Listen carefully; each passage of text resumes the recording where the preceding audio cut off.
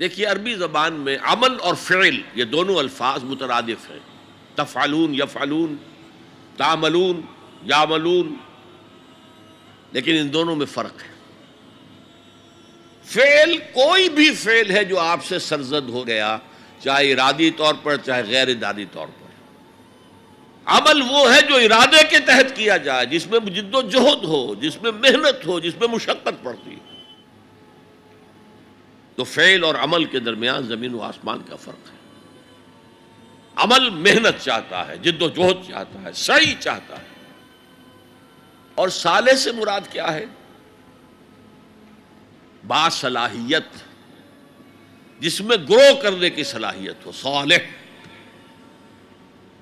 اس عمل صالح جس سے کہ انسانی شخصیت نشو و نما پائے، اس کی انٹرنل پرسنالٹی، اقبال کے اصطلاح میں اس کی خودی، اس کی انا، اس کی ایگو، اس کی روحانی شخصیت ترقی پائے، نشو و نما پائے، بلندی پر جائے، اس مقام کو حاصل کرنے کی کوشش کرے کہ جس مقام پر اللہ نے انسان کو پیدا کیا تھا۔ والتین والزیتون وطور سینین وہذا البلد الامین لقد خلقنا الانسان فی احسن تقویم، بہترین سطح پر پیدا کیا، مسجود ملائک بنایا، اپنا خلیفہ قرار دیا۔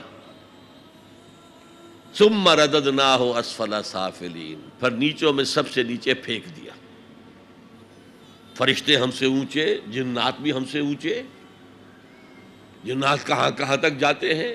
میرا یہ خیال ہے کہ کم سے کم سولر سسٹم تک تو جنات کی رسائی ہے، آگے ہے یا نہیں مانی کہہ سکتا۔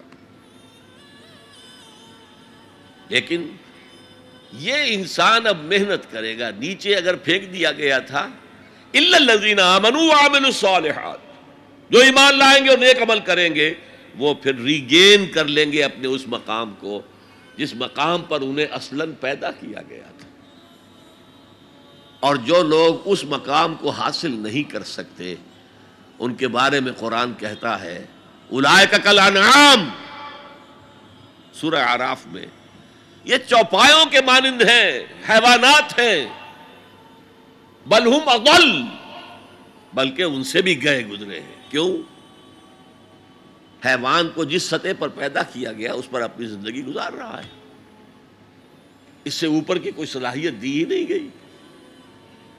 انسان کو لقد خلقنا الانسان فی احسن تقویم، اگر انسان حیوان کی سطح پر گر جائے جیسے کہ آج گر چکا ہے تو وہ حیوانات سے بدتر ہے۔ اولئک کالانعام بل ہم اضل لہم قلوب لا یفقہون بہا لہم اعین لا یبصرون بہا لہم آذان لا یسمعون بہا، ان کا دل ہے اس سے غور نہیں کرتے، آنکھیں ہیں ان سے دیکھتے نہیں ہیں، کان ہیں ان سے سنتے نہیں ہیں۔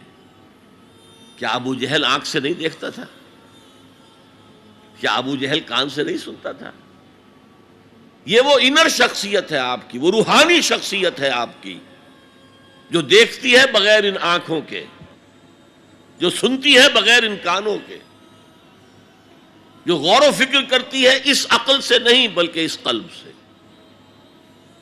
تو اللہ نے تو سب کچھ دیا تھا، ہر ایک میں وہ روح پھونکی ہوئی ہے، لیکن یہ لوگ اپنی اس روح سے بیگانہ ہو گئے ہیں، بھول گئے ہیں کہ ہمارے اندر کوئی ڈیوائن ایلیمنٹ بھی ہے۔ ڈیوائن سپارک، یہ لفظ جو ہے مغربی فلسفے میں استعمال ہوتا ہے، ڈیوائن سپارک، ایک شعلہ ملکوتی ہمارے اندر ہے، انہوں نے بھی دیکھا ہے۔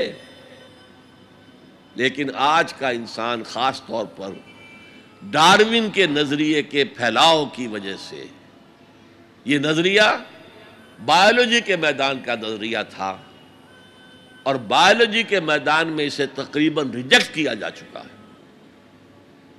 لیکن سوشل سائنسز میں اس طرح پرمیٹ کر چکا ہے، سوشالوجی میں، سائیکالوجی میں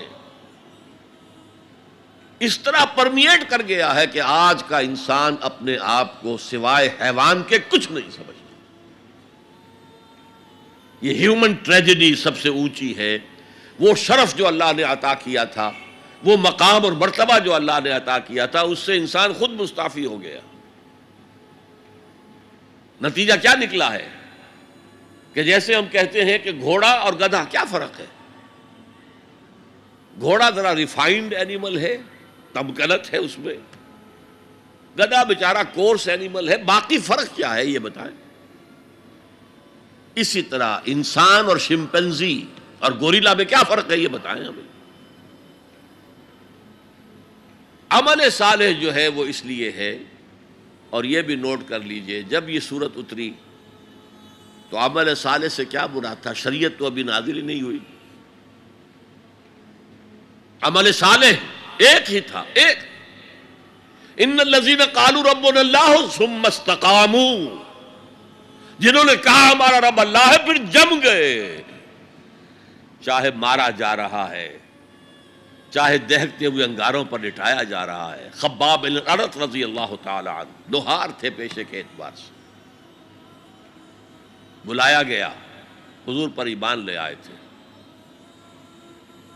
انگارے زمین پر بچھا دیے گئے، دہکتے ہوئے انگارے، کہا اتارو کرتا، اتار دیا، لیٹ جاؤ، لیٹ گئے انگاروں کے اوپر، اس لیے کہ حضور کا حکم یہ تھا چاہے تمہارے ٹکڑے کر دیں، چاہے تمہیں بھون دیں، تم نے کوئی جوابی کارروائی نہیں کرنی، کفو ایدیکم، اپنے ہاتھ بندے رکھو۔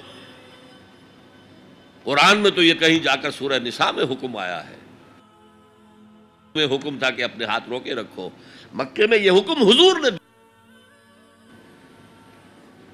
لہذا لیٹ گئے، پیٹھ کی کھال جلی، چربی پگھلی، اس سے وہ انگارے ٹھنڈے ہوئے۔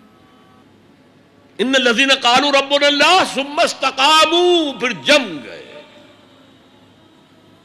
یا صرف ایک عبادت دی گئی تھی، راتوں کو کھڑے رہا کرو، یا ایھا المزمل قم اللیل الا قلیلا نصفہ او انقص منہ قلیلا او زد علیہ ورتل القرآن ترتیلا۔ اے کمبل میں لپٹ کر لیٹنے والے صلی اللہ علیہ وسلم، کھڑے رہا کرو رات کو سوائے تھوڑے سے حصے کے، نصفہ آدھی رات، اب انقص منہ قلیلا، یا اس میں سے کچھ کم کر لو تو ایک تہائی رات، اور زد علیہ، یا آدھی رات پر اور اضافہ کرو تو دو تہائی رات، اور قرآن پڑھتے رہو پڑھتے رہو پڑھتے رہو پڑھتے رہو۔ حالانکہ قرآن کتنا نازل ہوا تھا ابھی؟ کیا یہ 30 پارے موجود تھے؟ جو چند آیتیں اتری ہیں، repeat and repeat and repeat and repeat, hammer them down, یہ عبادت تھی۔ باقی نہ ابھی 5 وقتہ نماز ہے، نہ روزہ ہے، کوئی شے نہیں، نہ سود حرام ہے، نہ شراب حرام ہے۔ تو عمل الصالحات اب ہمارے سامنے جب آئیں گے تو اس کے 2 حصے ہیں، ایک بیسک ہیومن موریلٹی، وہ چیزیں جو تمام ادیان، تمام مذاہب، تمام فلسفوں کے اندر مشترک ہیں۔ جھوٹ بولنا برا ہے، سچ بولنا اچھا ہے، وعدہ پورا کرنا اچھا ہے، وعدہ خلافی کرنا برا ہے، کسی کی ضرورت پوری کر دینا اچھا ہے اور کسی کو جھڑک دینا برا ہے، والدین کی خدمت کرنا اچھا ہے اور اس سے اعراض کرنا برا ہے، کون نہیں جانتا؟ یہ تو ہے بیسک موریلٹی جو مکی صورتوں میں شروع میں آئی ہے، بہت بہت تکرار کے ساتھ۔ ارأیت الذی یکذب بالدین فذلک الذی یدعو الیتیم ولا یحض علی طعام المسکین۔ کیا تم نے دیکھا اس شخص کو جو جزا و سزا کا منکر ہے، آخرت کا منکر ہے؟ وہی تو ہے جو یتیم کو دھکے دیتا ہے اور مساکین کو کھانا خود کھلانا تو درکنار، کسی اور کو بھی کہنے کو تیار نہیں ہے کہ کھانا کھلا دو۔ پتہ نہیں پلٹ کر وہ کہہ دے تم کیوں نہیں کھلاتے۔ ویل لکل ہمزۃ لمزہ، ہلاکت ہے ہر اس شخص کے لیے جو رو در رو عیب چینی کرتا ہے یا پیچھے برائی کرتا ہے، طنز کرتا ہے۔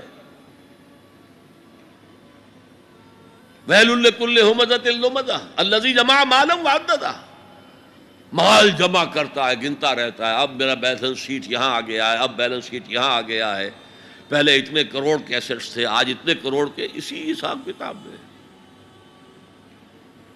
بیسک ہیومن موریلٹی اور شریعت آئیں گے، اب وہ شریعت پوری ہو چکی محمد رسول اللہ صلی اللہ علیہ وسلم پر، اب ہمیں اس پر عمل کرنا ہے، اور یہ کوئی بوجھ نہیں ہے، یہ ہماری شخصیت کی نشو و نما کے لیے ہے۔ میں ایک مثال دیا کرتا ہوں، آپ کسی پہاڑی اسٹیشن کی طرف جا رہے ہوں، گرما کا صدر مقام کوئی ہوتے ہیں پہاڑی، شملہ ہوتا تھا کبھی، تو آپ دیکھیں گے سڑک پر جہاں بجا نشانات لگے ہوئے، یہاں سپیڈ کم کر لو، ورنہ ٹرن ایسا آ رہا ہے کہ ہو سکتا ہے کہ سپیڈ کم نہ ہو تو تمہاری گاڑی جو ہے وہ سیدھی کھائی میں جائے۔ تو یہ جو کوشنز ہیں یہ اس کی بھلائی کے لیے ہیں۔ آدمی کہے خامخواہ ہمارے اوپر پابندی لگا رکھی ہے، یہ نہیں، تمہاری بھلائی کے لیے، شریعت تمہاری بھلائی کے لیے ہے، تمہاری شخصیت کے صحیح نشو و نما کے لیے ہے، تاکہ تم اس مقام پر پہنچ جاؤ جس مقام پر کہ اللہ تعالیٰ نے تمہیں پیدا کیا تھا۔ والتین والزیتون وطور سینین وہذا البلد الامین لقد خلقنا الانسان فی احسن تقویم۔ هي الحلقات تحفظني بآيات من القرآن، هي الحلقات تملأني بحب المصطفى العدنان۔